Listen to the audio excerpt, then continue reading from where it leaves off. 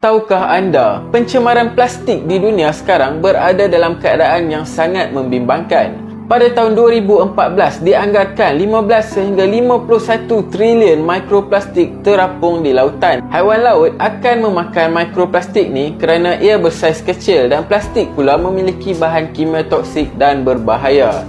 Anjing laut, ikan paus, dolfin, burung, ikan, ketam dan banyak lagi haiwan lain akan sakit dan mati setelah mereka termakan mikroplastik. Dianggarkan 90% daripada burung dan ikan di seluruh dunia ni mempunyai mikroplastik di dalam badan mereka. Dan manusia pula dianggarkan memakan 70,000 mikroplastik setiap tahun. Bahan kimia yang terdapat di dalam plastik mampu memberi kesan buruk pada tubuh manusia untuk jangka masa panjang.